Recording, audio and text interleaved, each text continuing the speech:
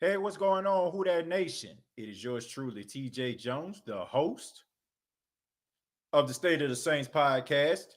And thank you for checking out the State of the Saints podcast, where we talk New Orleans Saints. On this edition, we're going to be talking about quarterback Drew Brees and how I think it's time for some of us to apologize to number nine. But I want to say thank you all very much for being a part of the State of the Saints podcast. Thank you to each and every one of you that are filing into the chat, and also those that are checking us out on the audio podcast. I really do appreciate that as well. And whether you're looking at this on YouTube, Facebook, or Twitter, I really do appreciate that. So, yeah, man, I've been doing some thinking. You know, this game that just took place on Sunday. We have went at a lot of people in the media's neck. Because the entire media had the Saints losing this football game. Everybody said that the Saints were going to lose, and when the Saints end up blowing the team out, we were really going at the media. Like we were really going at them. Talking about them, talking about they need to eat crow. And I noticed that um a lot of people in the media, it seems to me like they just have egos. And their ego is so huge. It's to a point where they feel like they are, beyond reproach. And like it's as if they get something wrong, who are we to bring it to their attention? And you find people moonwalking and backstepping and being petty, like Mike Florid talking about, well, y'all talking about us now, but what's gonna happen when y'all play the Falcons, this, that, and the third? Instead of them just saying, I was wrong, it was a mistake, I shouldn't have did that, or the Saints made me eat crow, they decided not to do it. They decided to double down. So I try to coin myself not to be like that. I do. I coin myself not to be like that. I don't want to be like one of those people where I say something and then all of a sudden I act as if I didn't say it. There were some things that I said about Drew Brees, and they were just bona fide wrong. You know what I'm saying? Like, and he's proven me wrong.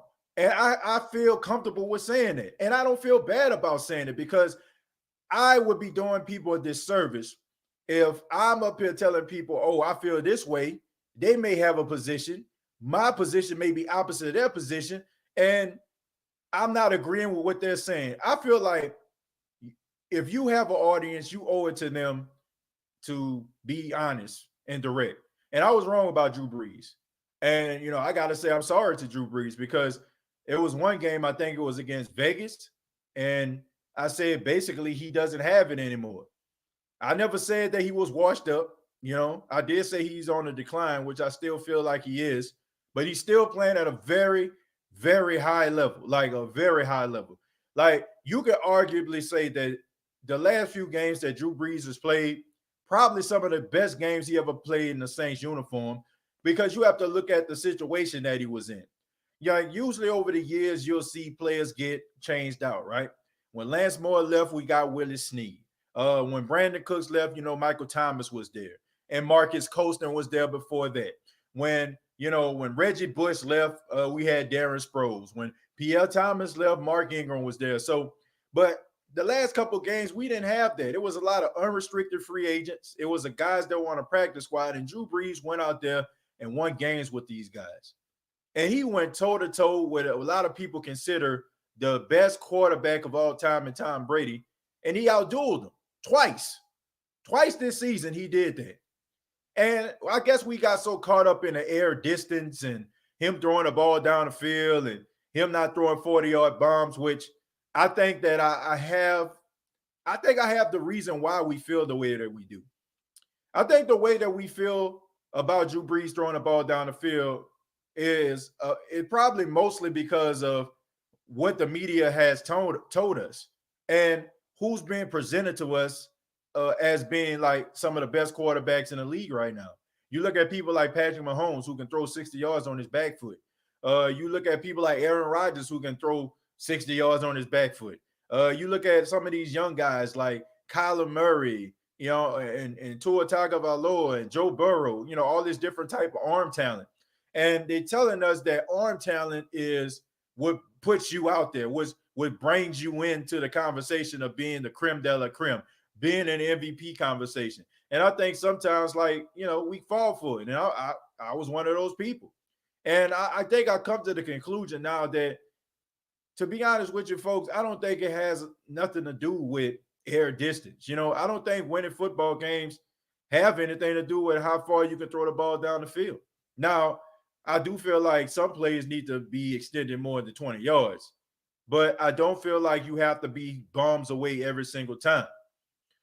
So with that being said, man, I just want to apologize to Drew Brees. I'm going to eat my crow. I've said this before. I made a statement on social media, but I just feel like it's right. I feel like it's right. If I'm going to have shows and I'm talking about Drew Brees and I'm criticizing him as far as what he did in the game, which I'm going to continue to do, I'm not going to backtrack from that.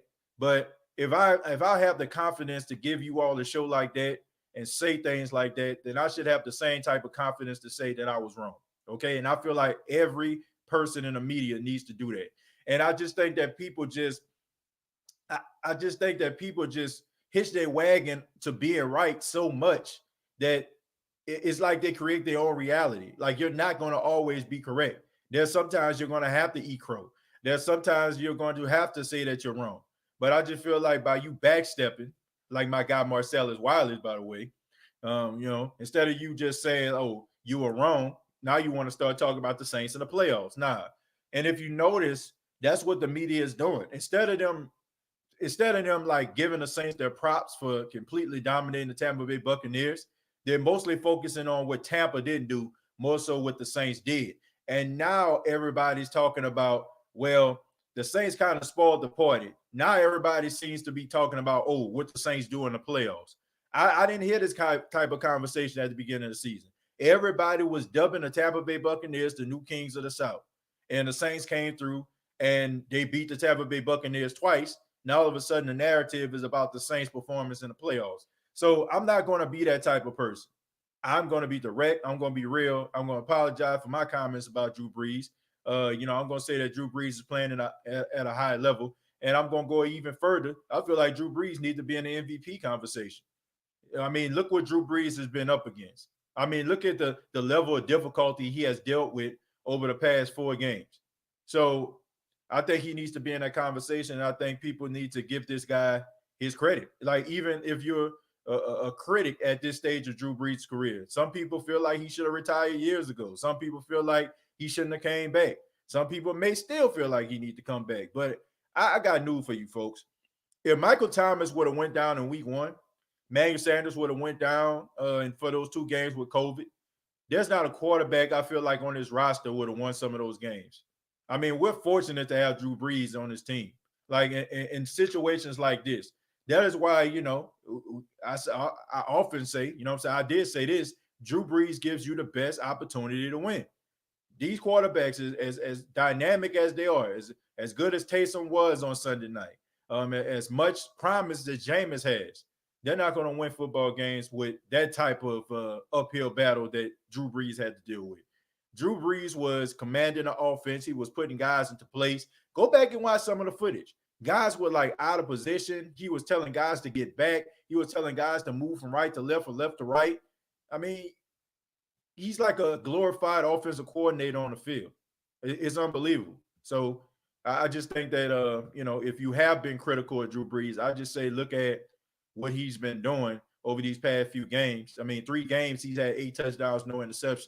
And that's the best thing for you to do, right? Not turn the ball over. Now, he did fumble the football, over those last couple of games. But, I mean, he's been playing at an extremely high level. And if you have any type of negative thoughts about Drew Brees, I think you might want to reconsider that. I'm just being real. But that's the way I feel about it. So that's what this show is about, me admitting I was wrong, admitting that I was wrong about Drew Brees. I'm willing to eat the crow. I'm willing to take, the laughing emojis or whatever like that, because, I feel like that's kind of hypocritical of me to go at some of these prognosticators out here for them not wanting to admit that they're wrong, and me not publicly saying and having a show about the fact that I was wrong about Drew Brees. We're gonna go ahead and start with some of the comments here. Robert says, "I told you from the jump that you were wrong. I didn't fall asleep on Drew. He looked, but you have to take what the defense give you." Robert, uh, yeah, if you told me at the beginning that I was wrong, then that's fine. You know what I'm saying? I was wrong, and I don't mind saying that. But I mean, at the beginning of the season, you know what I'm saying, it was very skeptical. You know what I'm saying? And that's what I was basing it on. But as the season progressed, I was wrong. You was right. So thank you very much, Robert. I don't mind giving you credit for that, Robert. If you said that, and I'm pretty sure you did, props to you. I think it's about who takes care of the ball while passing it, whether it be short or long. Yeah, I really think so. Looking at the game, like I said, I just think that we kind of fall into that narrative about arm talent. It seems like that's the new wave now. The excitement, the dynamic quarterback. People kind of hitch their wagon to those guys that can scramble out of pocket, extremely elusive, like a Lamar Jackson, a Kyler Murray, and it has the whole wow factor. And on the way that Drew Brees plays the quarterback position isn't the most appealing. Like he's extremely, he's extremely accurate. You know what I'm saying? He's a precision pass. I mean, precise. Everywhere that he goes, I mean, the ball is exactly where it needs to be. And like I said, I always kind of use the example here on the State of Saints podcast. It's like, if you have a Ferrari and you got a Prius and you going to Atlanta, the Ferrari, what I'm saying, gonna get you to Atlanta faster than a Prius. But if your destination is Atlanta, they both get you there. You know what I'm saying? Like, why does it matter that the Ferrari got you there 200 miles per hour and the Prius probably got you there probably 85, 90? It really don't matter. They both got you to your destination. So I just think that people just kind of fall in love with the dynamic quarterback, and the guys that probably aren't the most appealing kind of get shuffled to the back. Tony says, just wait until the playoffs. Well, at least we'll be in the playoffs, Tony. That's all I gotta say. I see he a Falcon fan, which I really don't understand. I really don't understand. Y'all just a ish show. You know what I'm saying? I ain't gonna use profanity, but you get what I'm saying. Don't feel too bad, TJ. Colin Cowherd been picking us to only win 5 games in the last 3 seasons. Anthony, I don't feel bad at all. You know what I'm saying? I don't feel bad. I I just give my opinion. You know what I'm saying? Like I think people give me way too much credit sometimes.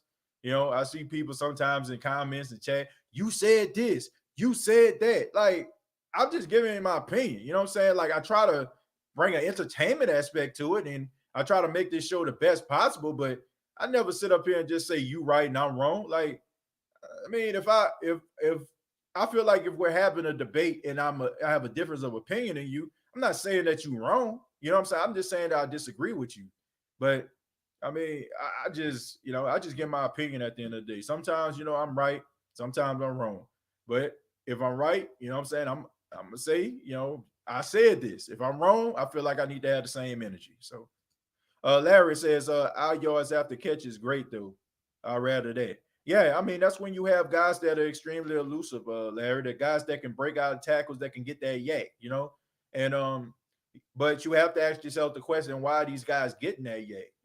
If Drew Brees is throwing these guys the ball where he's leading it out there to them, you know what I'm saying, and giving these guys opportunity to run after the catch, that's something that that Drew does pretty well. And but when you got guys with a lot of heart like Deontay Harris, who's about 5'9", you know what I'm saying, but has the heart of a person like 6'9", and he about 170, but he got the heart of a guy that's about 270.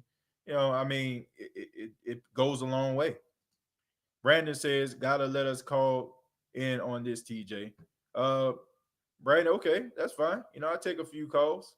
Let me go ahead and just put the link in the comments. Feel free to call in. I mean, I basically said my piece, man. Like, that's what this show was about. Just about Drew Brees and just making that statement right there. But I open up the phone lines. Feel free to call in, give your opinion about Drew. Kimberly says, Tony Jackson, y'all can't even make it to the dang playoffs. Yeah, like, for real. All right. What's up, TJ? Hey, what's going on, man? This is Ramsey, right? Yep. What's up? How you doing, man? Good. What a game Sunday. Yeah, man. Great game, man. Great game. Total domination. Very hard to find any type of criticism in this game, for the exception of Jared Cook. But besides that, I'm pretty good. Yeah. Your statement on Drew Brees, well, I've disagreed with you for a very long time about that. For a very long time. Okay. Because, like I said, father time is father time. Mm-hmm. But he's a game manager in a sense. He knows where to control the time, the passing, where to stay that ball specifically where it needs to be. I agree. And he does make those mistakes. He's a human being. He does overthrow the ball time to time again. Right. Everybody does. Right. Yeah, I mean. But in the end, he gives us a chance to win. Yeah, absolutely. I mean, like I said, I've always said he gives us the best chance to win out of all the quarterbacks on the roster. When people are like, man, let's go to Jameis. Like I went down with that. You know what I'm saying? Like I never thought that Jameis should start over Drew Brees, but I did feel like, there was some things that I feel like he kind of held the offense back, you know what I'm saying, as far as like reaching their full potential. But I just feel like right now, the offense, the way that Sean Payton has kind of, built his offense around Drew Brees and some of his limitations, to be honest with you, I feel like they can win. They can win with what they have. I mean, if the defense plays the way they played against Tampa last week, nobody's beating the Saints. You know what I'm saying? But I do feel like the way that Drew Brees is constructing the offense, they need a defense too, man, because it's not all the time you're going to be just being able to get the ball down the field like they did with Tampa. Sometimes you're going to need to be in those dog fights. Sometimes you're going to get them 3 and outs. So, yeah, but absolutely. I agree. You know what I'm saying? I mean, you've been saying that for a long time, so I'm going to give you credit, Ramsey, and, I appreciate the call, my friend. I have a question for the Who That Nation and you. Are you guys ready for the new gen consoles? Oh, yeah, man. Absolutely, man. I'm gonna have to wait for a little while, because me and my wife, we just purchased our new home, man, and now we're trying to furnish it right now. So I have to wait for the PS5, man. I'm looking forward to it. I'm liking the graphics. I like the realism that I see. Got me really excited, but I'm gonna have to wait for that one, man. I'm gonna try tonight, but it's gonna be tough. Yeah. Yeah, absolutely. But I want to say this. Thanks for making this State of the Saints. Mm-hmm. It feels like a family to me. Oh, man. Look, Ramsey, I look forward to you and so many other people that call in and leave comments. You guys make the show what it is. And call back anytime, man. You already know. And let me know. Thank you. You actually have the game system? Not yet. I'll be trying to get it tonight. Okay. At like midnight, and my family's going to try to help me. Wow. But if I can't, I'm still going to get Spider-Man Morales is my goal, no matter what. Those graphics are top notch on that when I actually seen the trailer for that. Man, you got to call back, let us know how it turns out, man. I know we got a lot of gamers that watch the State of the Saints podcast as well, man. So once you get it, just let us know. And, I know a lot of people going to be excited. All right. Thank you, TJ. Right? All right, Who that? Who that? And shouts out to Ramsey, man. Yeah, man, that PS5, I mean, it looks great. I know some people probably don't play video games, but yeah, man, those next gen graphics look outstanding, man. Outstanding. We're gonna go to Quinn. Quinn, what's going on, man? What's up, bro? Yeah, what's going on, brother? Yeah, we're gonna go back to when I told you on week 1 when I first called in. Mm-hmm. Remember, I told you we didn't have a preseason. Right. So that's why Drew started off slow. I told you, you just gotta give him his time. Right. And I think the problem why everybody talk about him so much and talk about him the way he talk about, because they not used to quarterbacks. You gotta think about it in football. When you like 41, you automatically old and washed up, but in reality, you're not even old. 41, right. old, really. Right. You know what I'm saying? And the reason why he can play as long as he can because he don't throw the ball deep like that. He don't need to because he have the people to. He got so many weapons around him to where they can make up for it. Because if you think about it, when he used to have Coasting and all them, that's why he used to throw it deep with Coasting. Coasting, for one, Coasting faster than Thomas. No. Coasting is definitely faster. Nah, Coasting ran a 4.7 coming out of combine. I think Coasting know how to get off faster though. I don't know, but it seems like Coasting's the beat on more than Thomas though. I don't know. They ran kind of the same kind of routes though, Quinn. Like you didn't really see Marcus Coasting like streaking up the field. Like they had design routes for him to get like the little slant routes, the little Yeah, if you talk about like a deep post, deep post. There you go. Yeah, he know how to get it open. Yeah. But yeah, I just felt like he don't have to throw it deep. You know what I'm saying? It's not necessary. Right. And the thing with Tom Brady is the reason why he throwing deep because I feel like his mindset is he thinking he can mess up and nobody gonna take his position anyway. You know what I'm saying? That's why you know how like Drew Brees said at the beginning of the year, he said he is whatever he gonna do, he gonna do anything that's necessary or something like that. Right. I feel like that's the way Tom Brady is actually playing. I feel like he playing like he don't care.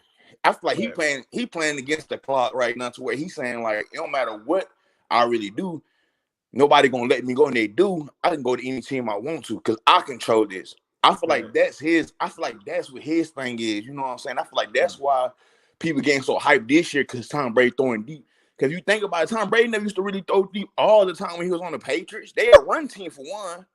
Right. You know what I'm saying? So that's where that whole conversation needs to stop at because he was never really doing that in the first beginning. Well, I just think that it has a lot to do with Bruce Arians' offense.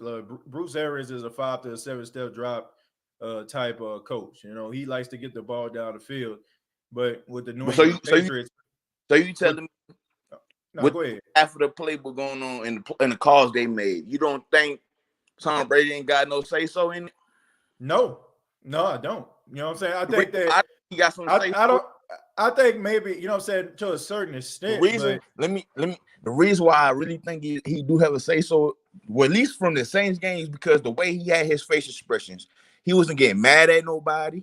It seemed like it's like you seen him saying it was my fault regardless. Like I feel like even the play calling was like, I just seemed like everything was from him. I feel like he was like helping him pick the plays.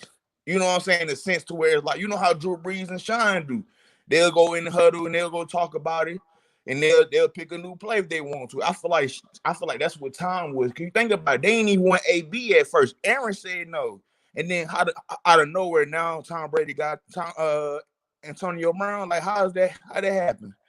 Well, you know, I think you can look at it from a personnel standpoint. I mean, it's Tom Brady we're talking about here, but as far as the offensive scheme, you know what I'm saying? That's Bruce Arians' offense. Because if you go back and you look at Tampa and you look at Jameis Winston as the quarterback, it's the same exact offense, man. It's the same. It's the same exact offense, but the exception of Tom Brady.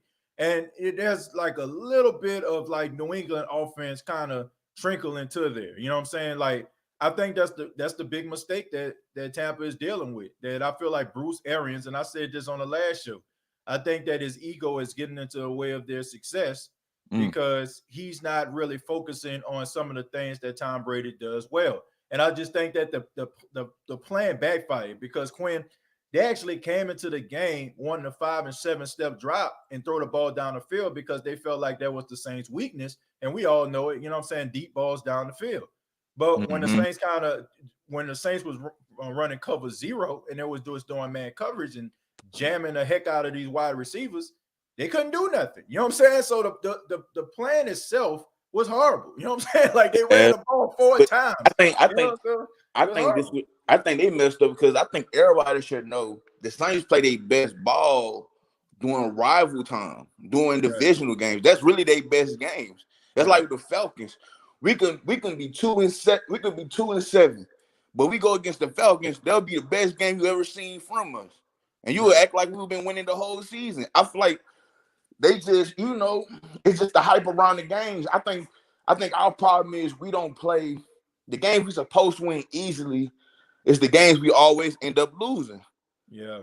And I think that's how it always is. And I think that's why they keep looking at us like that, because I feel like they be thinking, if they lost against them, who else they gonna lose against? You know what I'm saying? But it's like in reality, sometimes they just gotta catch their groove. And when they catch their groove, I feel like since we got Emmanuel Sanders now, Davenport, hopefully he just stayed back. I feel like we're gonna be good, bro. I think this is gonna be the year we really do something, you know what I mean? Yeah, well, I hope so, man. I think everybody know what the Saints can be in a regular season, Quinn. It's just the postseason that concerns us as fans. But I mean, you can't even say the postseason because y'all acting like it's all for half of the time. Like, no, like it's the postseason, but regardless, man, like the postseason, the Minneapolis Miracle 2018. I mean, we know what happened with that last year. It's like I put it like this: like that's what they're holding the Saints to, because I hate to say it, but if you look at teams like the 49ers who dominated through the playoffs, you look at when the Philadelphia Eagles, they won a Super Bowl, they dominated in the playoffs. So I feel like if you are that team, if you are that squad, then it should even come down to the last possession. And I think that's something that the Saints need to focus on. And as long as like those situations keep happening, Quinn, like it's gonna give the media and other people ammunition to say that, okay, y'all a good regular season team, because in the postseason, y'all not handling y'all business. So you think you know why I think gonna be a difference maker this year though? We got that boy Quan Alexander. We actually got another good linebacker on the team right now. Yeah, I think that's gonna be a huge difference. Yeah, I'm looking forward. I'm looking forward to seeing what Quinn can do, Quinn. But I think he's gonna be a difference. Yeah, man. I got a couple more people on the line, man. Good talk, man. We got to chop it up a little bit more later, man. But I thank you for the call. Appreciate it. All right, brother. All right, take it easy, man. Shouts out to Quinn, man. That was a good call right there. From one good call to another one. We got the OG of the State of the Saints podcast. Got Jerry Port Jr. What's going on, Jerry? What's going on with the TJ Jones, the host? Yes, sir. Of the State of the Saints podcast. Yes, sir, man. How you doing this morning? I'm feeling good, man. How about yourself, brother? Yeah, man, I'm good, man. I'm just talking Saints football, man. Apologizing to Drew Brees, you know. And so, what you got for us, man? What you got? Let me tell you something, TJ Jones. Mm-hmm. I've been riding with Drew Brees ever since he came to the Saints since 2006. Mm-hmm. Yeah, I'm telling you, he had good games, he had bad games, he had good times, bad times, all that, but that boy is still awesome. Yeah, man.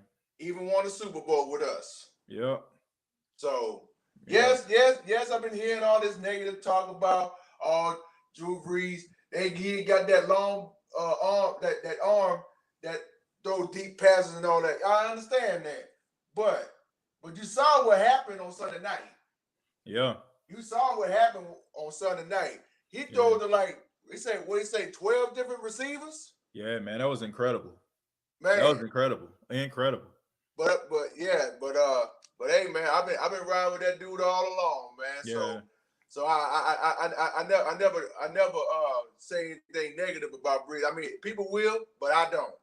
Yeah, I mean, like I said, man, I just go about what I see, Jerry. You know what I'm saying?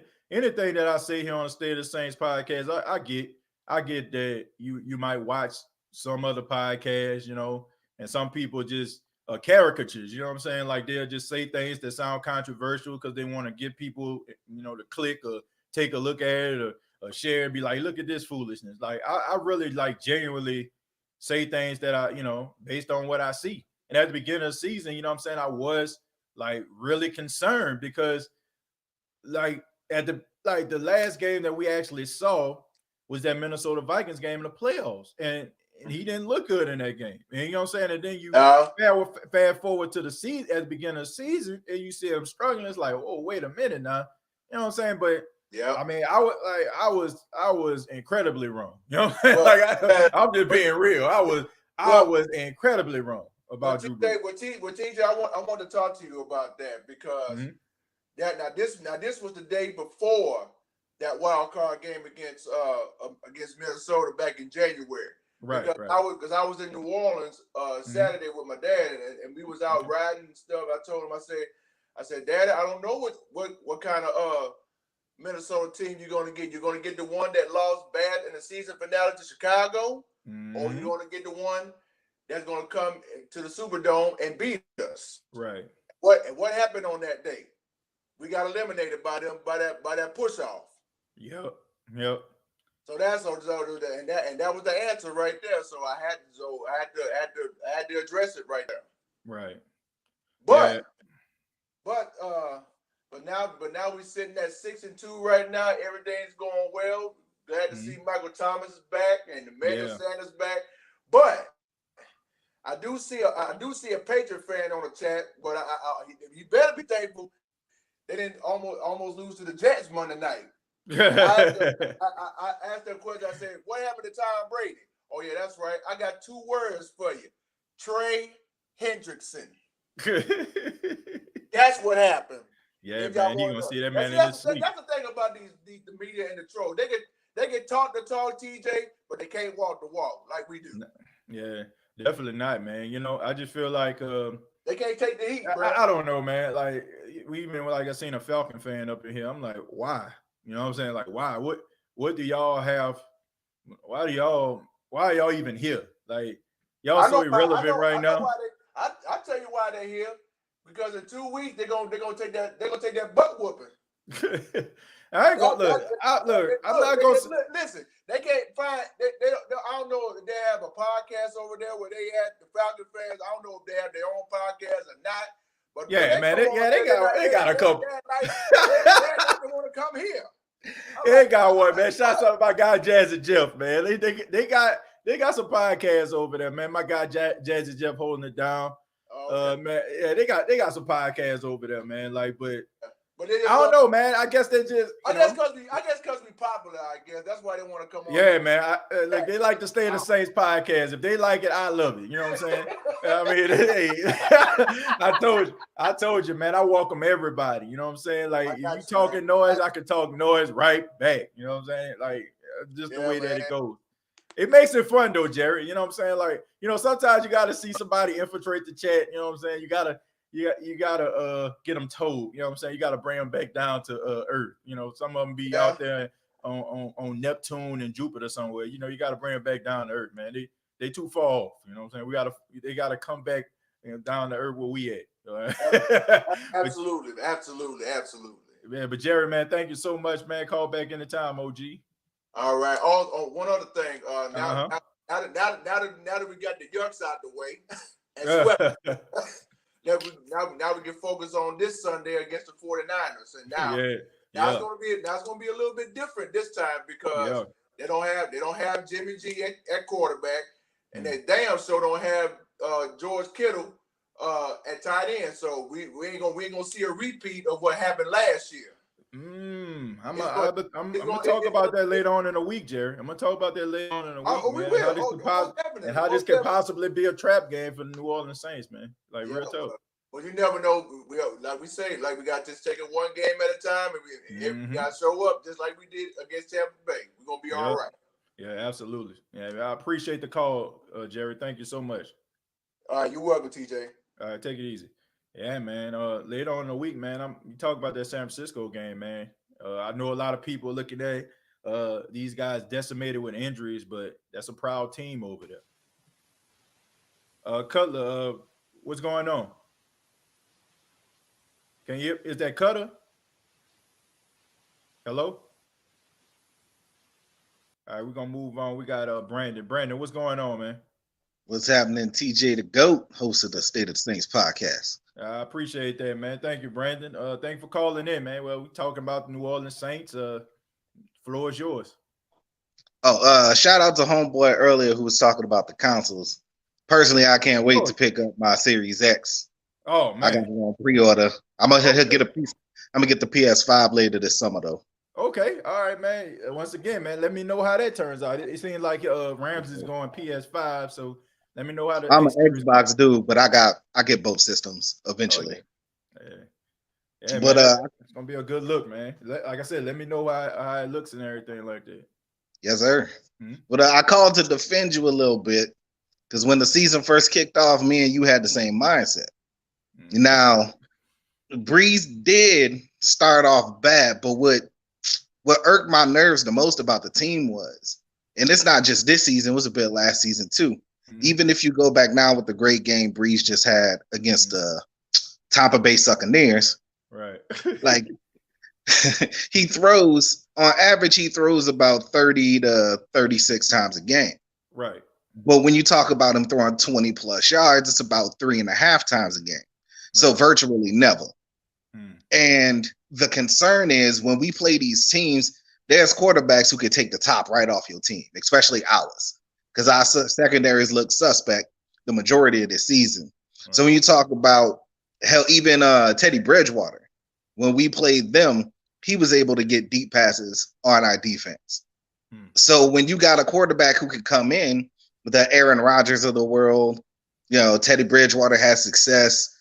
Even when we played the Lions and we played the Chargers, their teams had success about hitting us with deep passes. Mm-hmm. You got to be able to reciprocate that to be able just to stay in the game sometimes. And pretty much every game we've had this season, besides beating the holy hell out of the Buccaneers, has been pretty contested. Even the Raiders, they took the top off of our defense multiple times when we went out to Vegas. Right. So I don't think it's I do think that Breeze has regressed from the greatness we saw, especially when he first got to New Orleans and from 2006 to the 2012. Right. But he's no means trash at all. Nobody's saying he's trash. But it is kind of cause concern because, like, when we get to the playoffs again and we get matched up against that team who is just, 3 times a game, they're hitting us for 40, 50 plus yards. Right. And they're putting up touchdowns, but we're, dinking and dacking and getting field goals. That's when the problem sets in. So I don't think you were wrong in your critique. I think we were looking at what was going on at the time and assessing the situation. And now that we're seeing as the season progresses, he's doing better, but he's still not really taking those deep shots. Luckily for our team, though, it hasn't been the camels that broke the straw that broke the camel's back for us offensively, and our defense is looking like it's clicking too. Right. Well, Brandon, I would have to ask, I would have to ask the question, how much does a deep ball actually means if you're getting the ball where it needs to be and you have playmakers on your team? Like you look at somebody like Deontay Harris. I mean, you look at people like Michael Thomas, you look at people like Emmanuel Sanders. These guys can get those yards after the catch. They can extend drives, and even like Jared Cook. And if you get Adam Troutman, I mean, I hope this isn't just an anomaly. Hopefully this can give him confidence going forward. So if you have all these different weapons and you have guys that can, extend plays, how important is it, to have to be able to throw the ball down the field? I mean, I get it. I'm saying? It keeps the defense, guessing. You don't have so many people in the box. I mean, I understand that, but do you think like it can be like a really huge concern, like going forward? Well, I'll rebuttal with this. I'll say that using the Green Bay game, for instance, like when we were playing in that game, obviously we didn't have Michael Thomas. He was injured. But even without the threat of Thomas, like we still had the weapons. We still had Harris. We still had Sanders. Some people who could go downfield and get it. Right. But teams know that we don't even have that threat because it's not in our game. It's just one thing. Like when you playing for the Green Bay Packers, damn well if there's a shot, Aaron gonna take it. True. 100% of the time. True. But when you play the Saints, that Breeze virtually won't even take the chance. There's likely not even gonna be a play set for him to make a deep pass, and if he does, it'll probably be missed. So I think just with the offensive weapons that we have, I think just the presence of a deep game and the thought that the defense has to adjust for that plan would make us that more dangerous. Okay. I mean, that's interesting right there. I mean, I can understand that, but I mean, from what luckily we got the players we got though. Luckily we have Kamara who's super elusive. So like he gets that yak, and we got Harris who gets that yak, and Sanders who gets that yak. Yep. So I do feel where everybody's coming from. Right. But at the same time, though, I'm just saying from everything that we've seen of this season, I don't think to say that you owe him an apology is a little bit stretching it just because You can only go as far as your eyes can see. Well, I don't And at the I time, mean, I agree with that, but yeah, like I said, it's almost like the Tampa Bay game, right? Everybody picked Tampa over the Saints, right? Everybody picked, except us, obviously. yeah, you know what I'm saying? So everybody picked that. And you know, like, what if somebody came out there and was like, man, I ain't apologizing for nothing. Look how crazy they sound. You know what I'm saying? Like you said, it's an assessment, right? They watched the New Orleans Saints win by three, and they seen Tampa just dominate, and they just came to that conclusion, like, oh, all of a sudden, you know what I'm saying, Tampa is clearly better than the Saints. And when the game happened, the Saints blew them out. So, you know, like you said, I think it's a little different. I think it's a little different though, because you got to remember, most people thought Tampa would blow us out because they already have 2 All-Pro receivers. Then they signed a B to the team with Fournette and all the other acquisitions, Gronk, right, everybody that they've got to help that offense out. And the way our defense has struggled to this point, I think that was the main reason why people picked us to lose or thought we were going to get blown out. Right. But they didn't. They heavily underestimated us getting back right on offense the way we did, getting Sanders back, even number 12, your boy Callaway, even getting him back with Thomas and Emmanuel Sanders made a drastic improvement offensively. And then once we hit them, just kept hitting them over the head on offense, they couldn't do nothing with the defense. Hendrickson went stupid. Davenport went stupid. Like Cam he didn't get a sack, but he was being disruptive and stuff. You had Malcolm Jenkins probably had his best game of the season so far. Like that's what we paid him for. That's why he was brought here.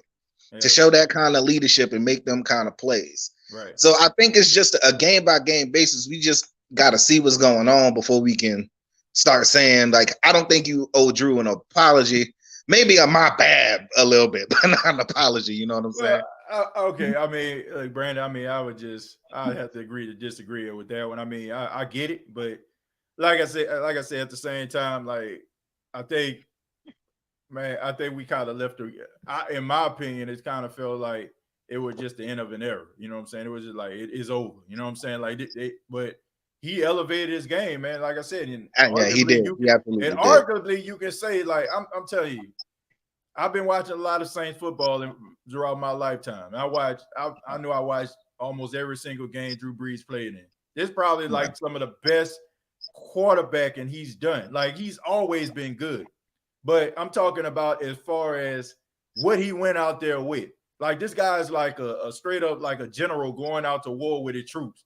And he's putting these troops, like, okay, you know what I'm saying? He got them in a foxhole. He wants you to be over there to guard this perimeter, over there. Like, he's putting guys in position to succeed. It is, like, incredible. Like, I agree with you there. Like, I'm telling you, there was one play, and Brandon, I'll let you go after this, man. There was one play. It was the Chicago Bears game. It was Jared Cook. It was down at the goal line when he threw the ball to Jared Cook, and he threw the ball behind Jared Cook, right? You know what I'm saying? It was an incomplete pass. What happened the very next play? They switched it to the opposite side. Right. He switched to the opposite side, and he threw the ball, and he was wide open. You know what I'm saying? So I don't know if Jameis will be able to pay attention. I don't know if Taysom will pay attention to that type of stuff.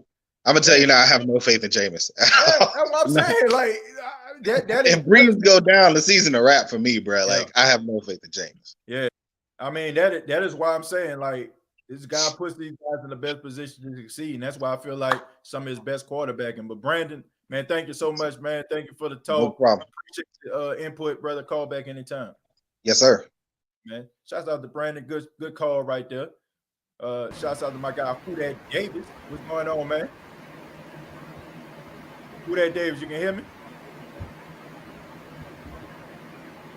Man, my man in the days right there. We gonna move on, Sanchez. Who That Davis? I'm gonna come back to you, man. Sanchez, what's going on?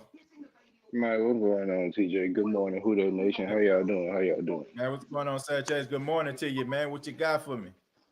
Man, quick little points. Number one, about Drew Brees and my crow.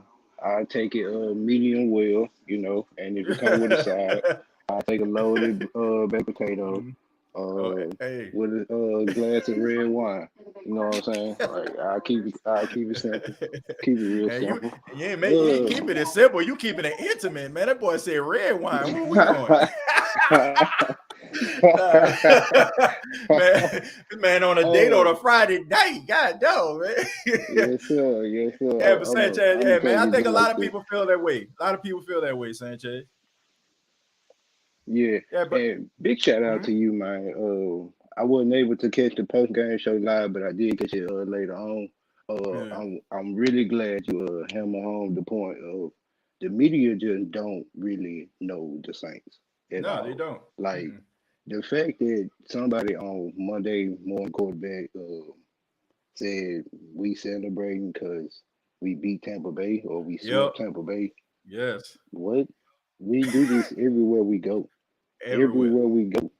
Everywhere. But when the Steelers just beat the Titans or whoever they beat that week, what were they doing in their locker room? Sure, they didn't have the sexiness of the lights.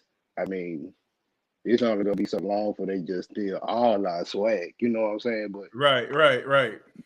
Nobody said nothing about that. They just really don't know the Saints, bro, and it's just amazing to see what we can do when we really click in it. It's really all I got to say, man. And that's it. Yeah, I mean, you got some good points, man. That's why I'm saying. That's why I feel like the Who Dat Nation need to take what the media say with a grain of salt.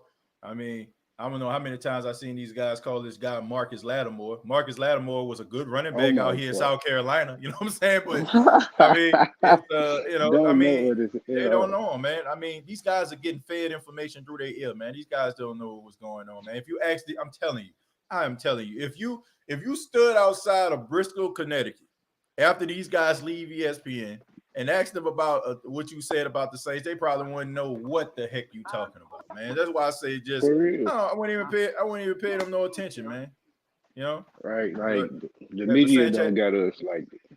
We got each other. The Who That Nation got each other. Absolutely. Like let's just hold each other accountable. Let's just keep on. You know what I'm saying? Raising the Florida league. You know what I'm saying? Repping it hard, long and strong. And man, forget what they're saying, man. They'll know what we talking about if we get out there to Tampa in that Super Bowl. I tell you that. But Sanchez, I appreciate it, man. Thanks for the call.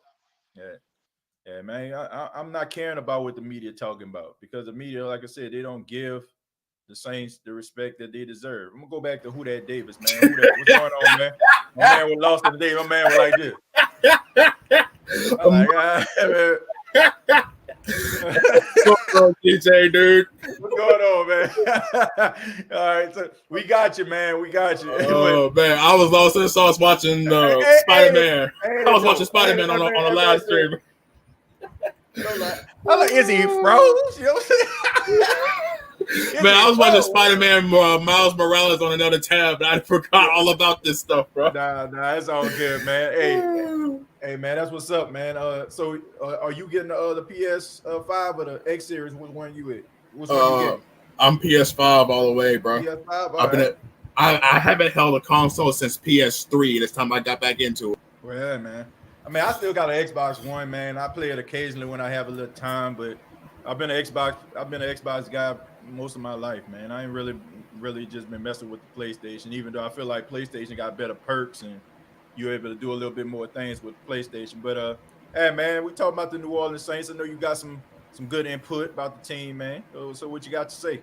All right, first and foremost, I also got to give my respects and my apologies to number 9 because I was with you ever since week 3 that Drew Brees wasn't all there anymore. So yeah. Drew Brees, if and when you ever see this, I apologize to you, man, from the state of black and gold.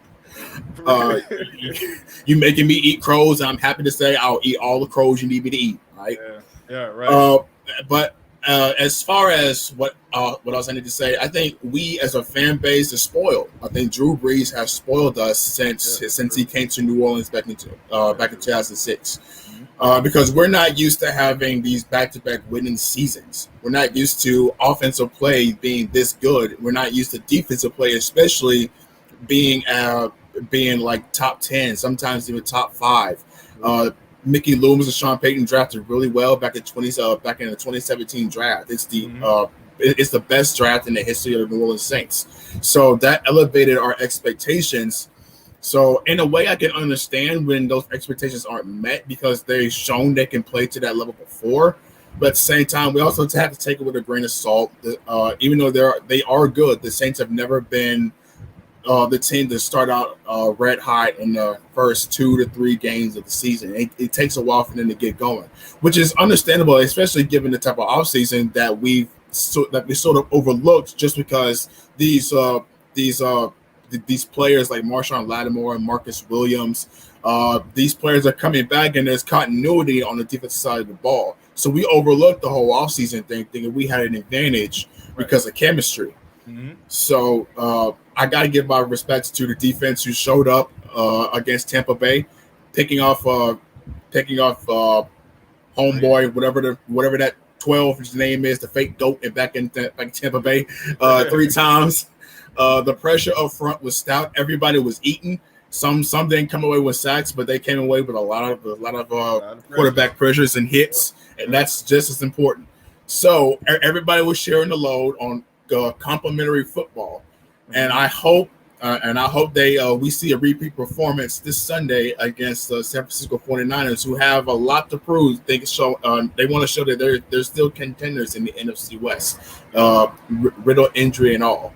Yep. So that's pretty much all I got to say. But I think we fans need to keep our expectations low and not try to ride these guys, and not act so spoiled all the time. Yeah, I agree with that, man. I don't look for them to go out here and do some of the things that they did last week. I just think that, you're not going to hold a team to full attempts, rush to the football. There's a reason why that's a record, because it doesn't happen all the time. But I do agree that we are spoiled in the Who That Nation from time to time because, but I will say this, though. We expect excellence because they are excellent. You know what I'm saying? Like, these guys are supposed to be the creme de la creme, coaching and quarterbacking. These are our leaders. These are the guys that we rely on to generate success. And when they don't give us success and you have all the pieces in place, we raising the eyebrows and figuring out what the heck going on.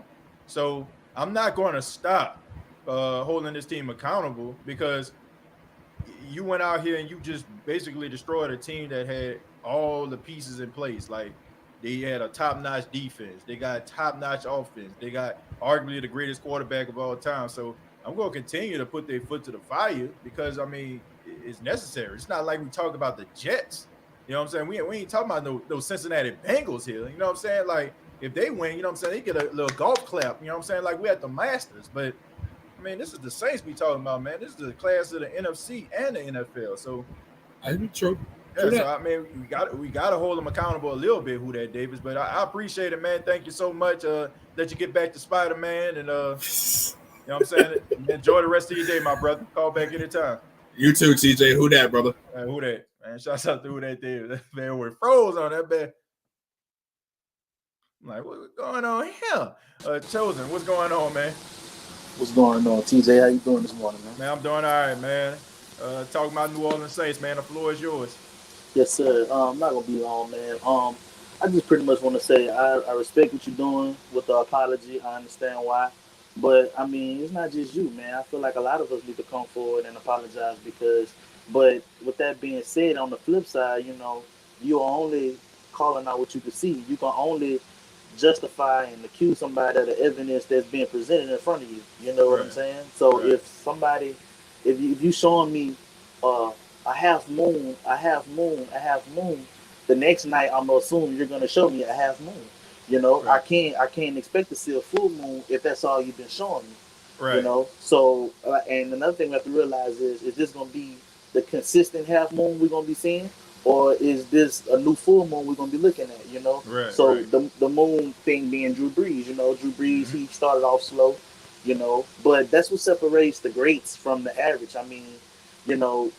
He was down, but he found a way. The great quarterbacks, man, they found a way. Like we were saying, Right. He had nothing but leftovers and I guess the ends of loaf bread, man. And he was making it do what it do. You know what I'm saying? That separates the greats from the goods. Like you put them down, but the greats gonna always find a way. You know, they're not gonna make excuses. They're not gonna blame coaching. Hint, hint, Tampa Bay. Right. You know, they're not gonna blame. They're not gonna blame coaches. They're not gonna say, "Oh man, well I ain't have my number one, my number two, my number three." Right. Man, you put your battle suit on, you go, Right. and you leave it all on the floor. You know, you're not promised your receivers every week. You're not promised a strong defense every week. You're not promised your offensive line is gonna be perfect every time. These guys humans. They make mistakes. They miss assignments. Like we be late for work. Some days at work we don't put our best effort. Some days we may say, "Oh, I ain't in it today. I'm gonna do just enough to make this day and get this money, and I'm gonna clock out. And I ain't feeling it today." You know, like so you can't always rely on perfection every day. Sometimes you got to go out there and do your job, what they pay you to do, and you got to live with the results at the end of the day. You know. Yeah. Good point. The thing with Tom Brady, bro, I've been seeing. Now y'all want to blame Bruce Arians. I hear Skip Bayless saying, "Who is Bruce Arians? Who?" Well, Tom knew that before he went there. Tom knew that he knew what he was getting into. So who the hell are y'all to blame Bruce Arians? Bruce Arians is the coach. You know, whether you like it or not, I don't give a damn if he ain't got no rings. He there for a reason, you know, and that's still your coach at the end of the day. Yep. You know, our supervisors may not know what the hell going on the job all the time, but guess what? We still have somebody to answer to. They still got to go over the game plan. They got to tell us what's up, you know, because that's just, that's just how the chain of command is. And, man, and for Drew, man, like I said, that just separates the greats from the average Joes, man. Drew gonna be okay, bro. I'm not a big. I like the deep ball. It's cool to get turned up, you know. But at the end of the day, if it ain't broke, don't fix it. If slow and steady been winning the race, then slow and steady, man. We ain't gotta. And I feel like that's what we mess up at. Case in point, the Vikings game. He saw Taysom throw that deep ball. Then Drew felt like, oh, okay, well, shoot, let me try. Boom, turnover. You know. You gotta stay. Sometimes we gotta stay in our own lane. You know what I'm saying? Do like I always say, bro. Even when I make my little videos on Facebook, be the best version of yourself, and you can't go wrong, bro. You just do. You do what got you to the race. You do what got you to the Super Bowl, to the playoff. Because when you try to be something you're not, or something you once was, that's when stuff start breaking down. You can't buy into other people's theory. You can't fulfill other people's dreams and fantasies. You know, either gonna take it what it is, or it's not. You know, either you gonna be with me in this slant, short and accurate, or if you don't like how I play, then it's a number of teams. You go be a Mahomes, you go be Lamar, you go be Aaron Rodgers, you go be Justin Herbert. You go follow these teams, bro. But you know, as long as we winning, I don't care, man. At this time, we ain't got much. I feel like the window's slowly closing, bro. Just leave it all out. It's too late to try to do something you ain't been doing your whole career. It's too late to try to make somebody something that they truly not. If it's in Drew Hart to be precise and accurate, then let him do that. It's winning your games. You know, he not turning over, because once we start turning over, then we're gonna say, oh, Drew doing too much. He need to go back to what he doing. You know, so I feel like you do, we got you there. You just keep being the best version of yourself, and we're gonna be all right, man. We just keep it going, man. So that's all I gotta say, man. Yeah, man, I agree with you, man, 100%. Chosen, man, thank you so much for the call, man. That man gave us some TED talk right there. Yeah, man, but Chosen, man, I mean, you telling the truth, man. You can't like go outside your element, man. You do what got you there, you know, and it's up to like Sean Payton to find guys to build that team around them. And they done just that, you know. They done it. That's when you rely on your coaching. It's the coach's job to understand your team's weakness and strengths, and it's to put them in a position to have your quarterback to put them in a position. You know what I'm saying? So let's let Drew do what Drew do, and that's why we love him, because we know he don't have a big arm. Coming out of Purdue, he didn't have a big arm, but it's what he did with that arm that overshadowed the fact that he didn't have that big arm. You know what I'm saying? So I'm loving it, man. I'm loving Drew. I'm loving the team, bro. I hope we keep this momentum riding all the way, and then make a deep playoff run, man. That's all. That's all we can hope for at this point. That's all we all are asking for right now. You know, they got the number one right now. They try to hold on to it and win a couple more games. Right. You don't want to lose that trying to keep up with the trend. Just do what got you there. You know, got you there, man. Yes, sir. Chosen, thank you so much, man. I appreciate the call, brother. Yes, sir. Yes, sir. Yeah, man. Shout out to Chosen, man. I feel empowered, man. You know what I'm saying? I need to go jog 5 miles real quick, man. My man up there dropping gems and safe knowledge on the line. Shout out to my guy Chosen. Got Lone Wolf up in here, man. What's going on, Lone Wolf? What's going on, TJ? How you doing, bro? How you doing, Man, Saints Nation? I'm good, man. I'm good. Good morning to you, man. You sound like you're on the road. Yes, I am, man. Going to work. Okay. Just Be careful out there, my brother. gonna listen. Oh yeah, of course, of course. Hmm.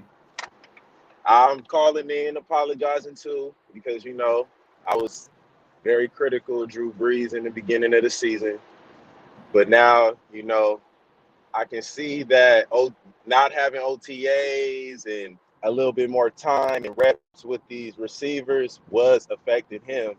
Right. And now that he's had some time to work with basically every receiver and tight end at this point, 12 receivers. That's Right. crazy. Incredible, man. That is crazy. Crazy. And I'm just like, now that he's doing that, I'm like, you know what? We got to just be more patient because he is older. So, reps are important. Just like he Right. goes through his routine every single day, like it's game day. I'm Right. pretty sure, OTAs was just as important to Drew Brees as his Right. routine for game day and for practice. So, Yep. that's something that we all got to consider too when we was thinking about, Yeah. he just looking like old out there. Yeah. Yeah, I think it's just the fact that, like I said, we're just so unconventional. Just weak throws, throwing passes behind guys. It was just so Drew Brees like. And who that Right. Davis, he called a couple calls ago. He said, we're in a Who That Nation. We get a little spoiled sometimes because of the excellence of Drew Brees.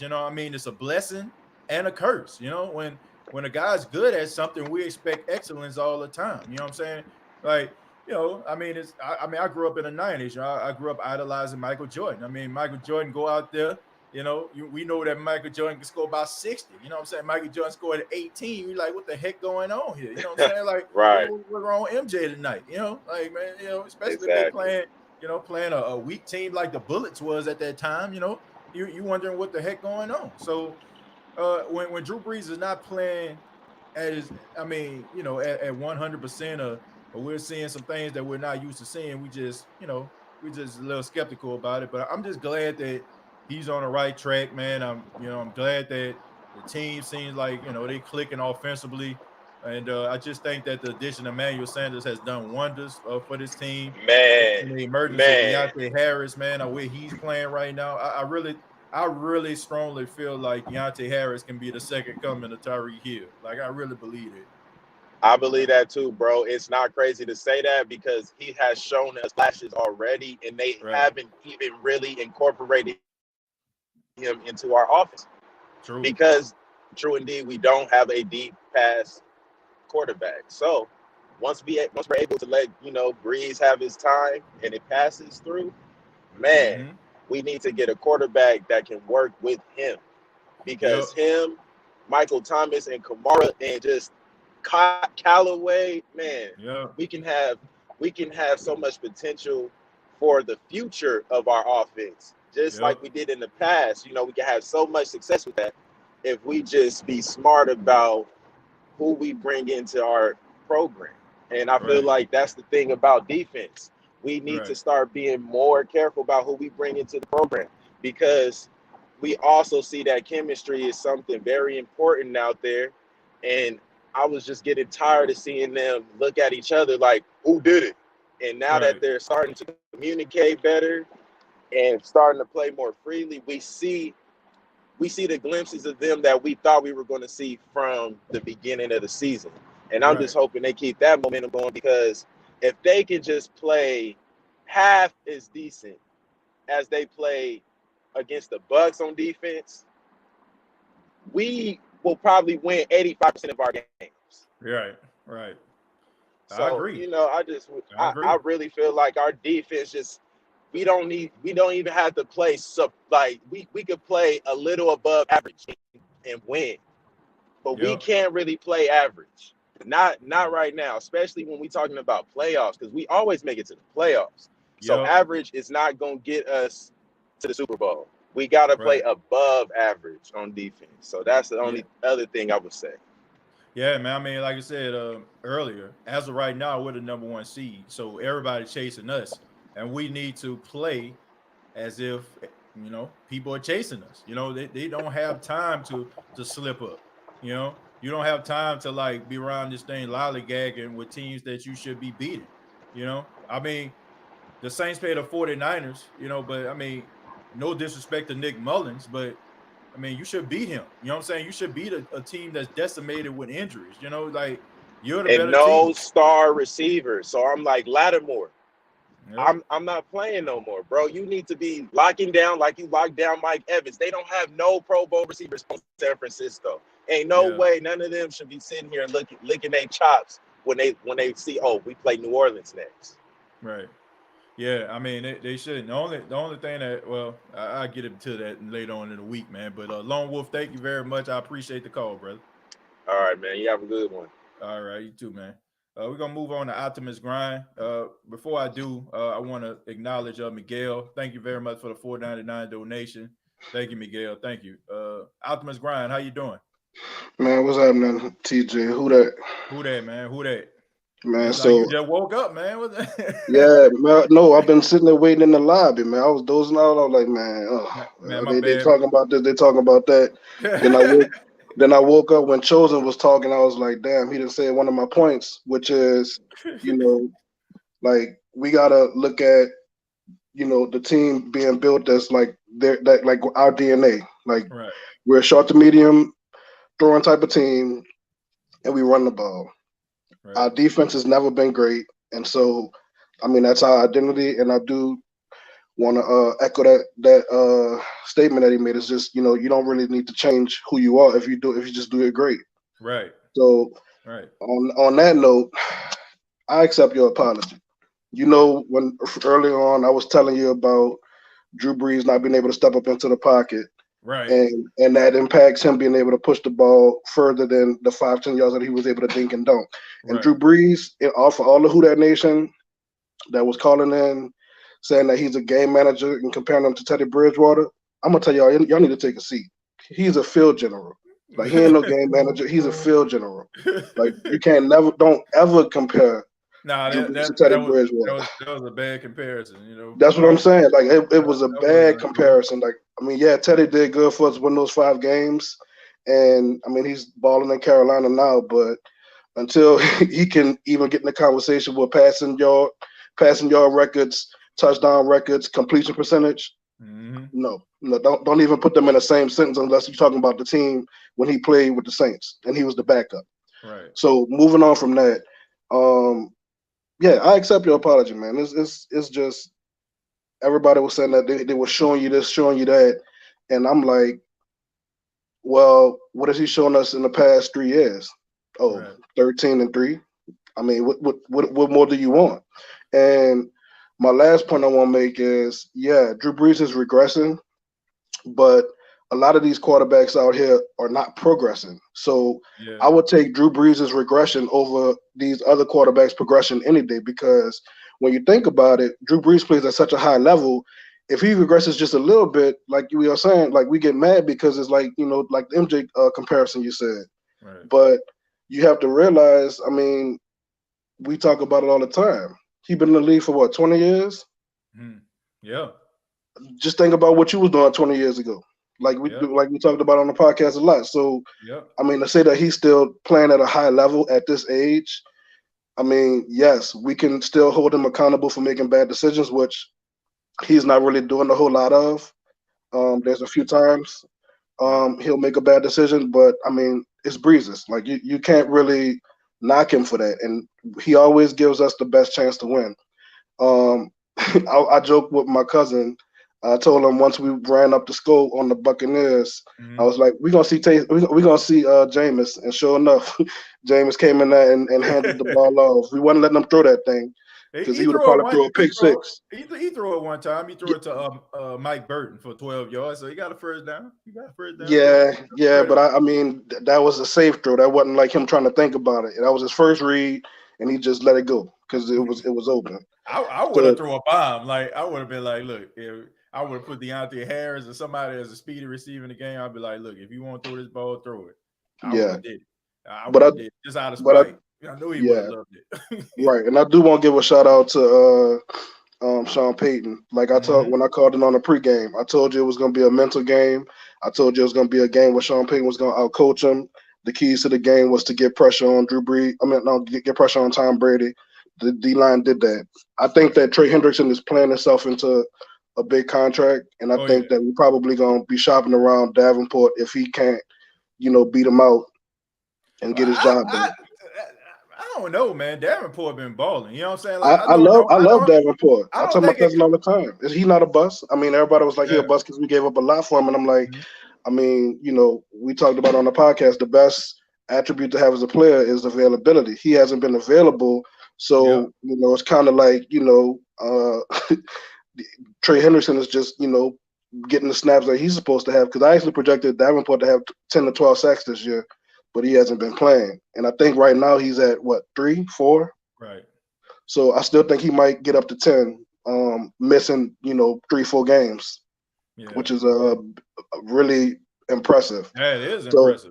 So I'm not giving up on Davenport. I just hope that he can stay healthy because I think him rotating in Trey Hendrickson and Cam, just being Cam, I think that those give us the best pass rushes on the field that gives us the best chance to pressure any quarterback. Right. And I would like to see the Saints do a little bit more man coverage and get away from the zones because I feel like we play more aggressive when we're in man coverage and we don't have to think as much. It's just, check the man in front of you. Right. But yeah, man, that's all I wanted to say. I appreciate what you're doing, man. It's a real good podcast. I appreciate it, man. Appreciate it. I said it in the chat. I think the Falcons, their podcast is more of a PTSD support group meeting. Where they just sitting there like, "Hi, I'm a Falcons fan. Yeah, we was up 30-something to 12, and then I don't know what happened." Like it's just need support animals, man. Look, every time the game over, in the arms, just come on, they just fade away. But yeah, they can't talk. The Buccaneers, this our division. I think the Panthers might have a little something working with their personnel, but yeah, our team is built like this. We gonna miss Drew. I've been saying it. I just, the way he's playing now, I would even try to extend him another year. Like if he can produce like this, I think because think about it like this: we're gonna have a winning season. We're not gonna be able to trade into the draft to get a high QB. So it's like, well, I think we need to either get a QB in free agency, or try to just keep our draft capital to try to trade up into like the top 15 because we're not gonna be less than 20, 25. I just don't think he's coming back. Like I don't think he is either. I think he's laying it all on the line. Yeah, this season, I don't think people really understood. Like this dude, like really was contemplating retirement. I think, and I really strongly think he had a conversation with his wife. And no, he done this year. I'm just saying, I don't want him to go. Like they're not talking about this contract he signed with NBC. He signed a contract with NBC. You know what I'm saying? Like everybody's kind of keeping it on a hush right now, you know what I'm saying? Because he's so focused on football. And I'm pretty sure he don't want to talk about it, but I think this is it. I think he's giving the old college effort. He's gonna give everything he have. Yeah.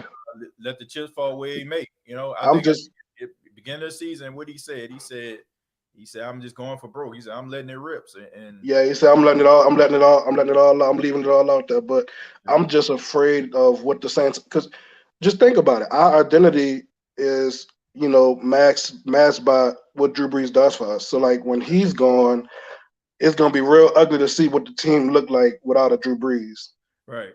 And I think that we can get past it, but I'm terrified to see what that team look like. Yeah, there's gonna be some rough patches, man. I mean, you can't get that type of production everywhere. He's a legend for a reason. But Optimus, thank you so much, man, for your call, man. Call back anytime. Yeah, who that? We're gonna move on to Clumsy Baller. Josh, okay, I'm gonna put the link back into the description, and Josh, I'm gonna just take one more call after Clumsy because we're gonna go ahead and call it a close, man. I worked last night, a little tired, you know what I'm saying? I wanted to make sure that I I want to make sure that I get everybody, calls in and stuff like that. So, but I'm gonna put the link down here. Josh and Jesus, thank you very much for the $2. Always, you know what I'm saying, he's a friend of the show. Want to hear from him. But after Clumsy Baller, we're gonna go ahead and wrap up the show. Clumsy, what's going on? What's going on, man? All right, how you doing, man? We're talking New Orleans Saints. What you got for us? Yes, sir. This is my third week tuning into your little podcast. I just want to say thank you from the Who Dat Nation for keeping man, it real. That. Yeah, man, I appreciate that, So man. look, a lot of people are saying sorry for Drew Brees today. I'm not sorry because the haters is what's motivating him right now. Right. You know, and second is our defensive line don't get enough credit nationally. We got to have one of the best run defenses in the whole league. Oh, yeah. If I'm playing fantasy football and my running backs against the Saints, I'm taking them off of there because the Saints is not letting the running back score. It is incredible. And, you know, that stat for only 4 rushes this week, that's due to our guys, too. Yeah, they got behind and they couldn't throw it, but they also knew in the film coming into the game, there was no way they was running on. Right. Yeah, I mean, they already knew, man. They're respecting the Saints running game. I mean, whether it's like about 40-plus games without allowing 100-yard rushes. Now, I mean, Montgomery got pretty close, you know, in that Chicago Bears game. But, that is a great feat to have, man. I mean, the defense is playing really stout. You can tell they take a lot of pride in their run defense.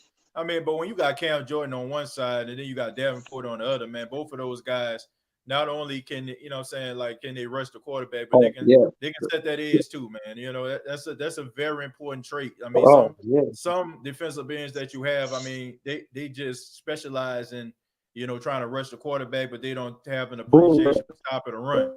And we're fortunate enough to have 2 defensive ends that take appreciation and getting to the quarterback and stopping a run. No doubt about that.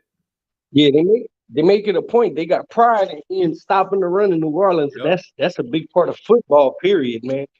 And another thing is, earlier you said Drew Brees might have catapulted himself into the MVP race with a dominant victory over the Bucs.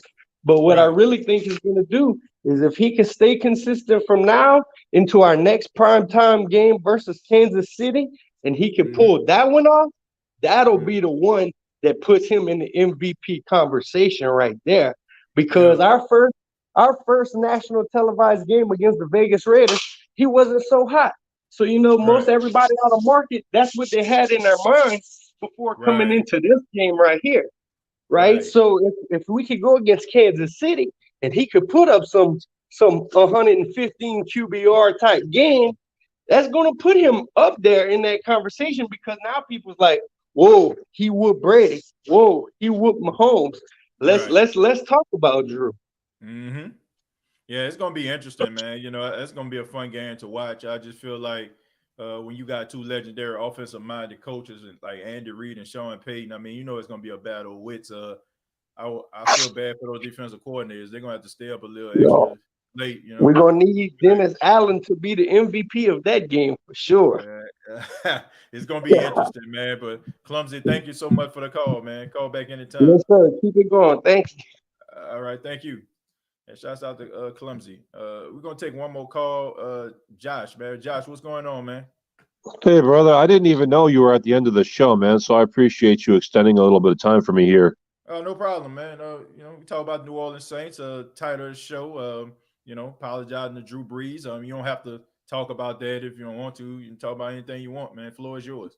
Well, I just caught this tail end of the show just now, so I don't really know what you said, but I owe Drew a little bit of an apology, too. I remember calling in that first or second week and they'd being like, TJ, you were right. Drew's kind of dumb, blah, blah, blah. And we were both wrong, and I'm glad we were both wrong. This is the kind of foot that tastes good that I like putting in my mouth because I love Drew Brees. You know what I mean? Yeah, right. It's not bad. And, I want it to be wrong. You know what I'm saying? Right. I still think we could be right, though, if we don't rest Drew Brees or rest his shoulder for a couple of weeks and let Jameis play for a couple of weeks because otherwise Drew will start slowing down after game 12. We keep talking about that.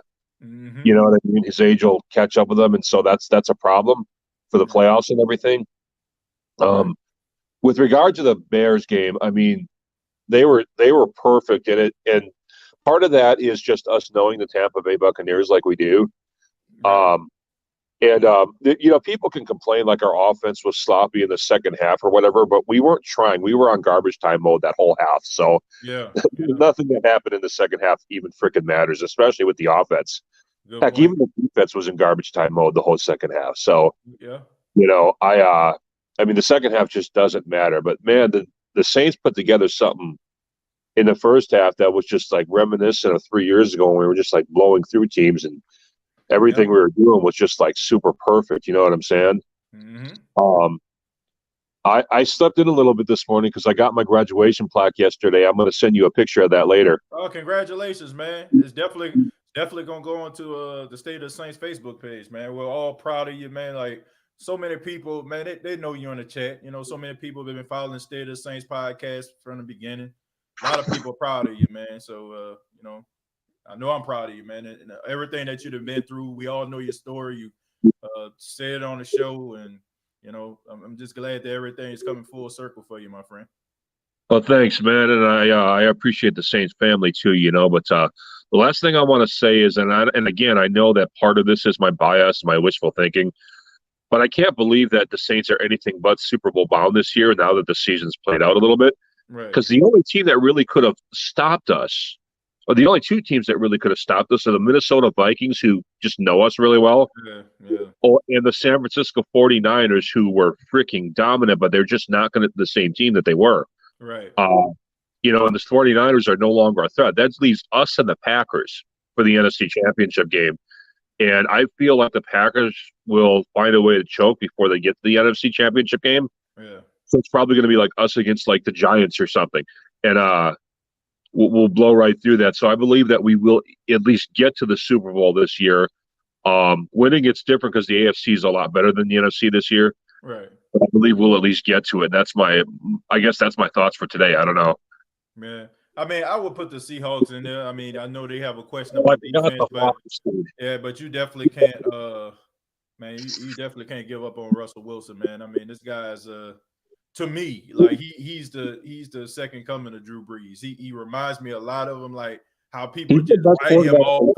Like people write him off, but all he does is just win games and put his team in a position to win. So Russell is the best quarterback in the league right now, as in the year 2020. Yeah, he is. Better than Mahomes. Nobody really even comes close to him right now. Yep. So I agree with you there. But yeah. All right. Well, yeah, man. I just wanted to give a few thoughts, man. I'm gonna watch this show. Once you I don't want to say hang up, but end the show or whatever. Yeah, man. I appreciate that. Yeah, thank you for calling, Josh. Like, call back anytime, man. You already know I always got some room for you, my friend. You take it easy. Are you doing a show like in the next few days sometime? Yeah, man. I'm gonna be doing a show tomorrow. It's gonna be tomorrow afternoon. Since we're talking about it, tomorrow afternoon we're gonna have Rod Walker on the show from the Athletic. Y'all know Rod Walker's been on the show before, so he's gonna be here on tomorrow. We'll be doing an interview with him tomorrow afternoon. It's probably gonna be around 3. It's gonna be 3 Eastern, 2 Central. So check it out, man. All right, brother. Yeah, you take it easy. Yep.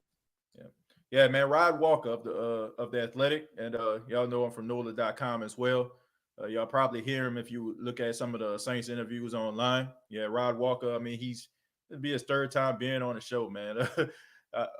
You're definitely there's 2 people that you're definitely probably gonna be seeing on this show like quite often. John DeShazer, who man, incredible guy. Like John DeShazer, incredible. Rod Walker.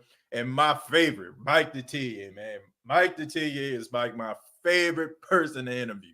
Like me and Mike, like, I don't know if y'all checked out the interview.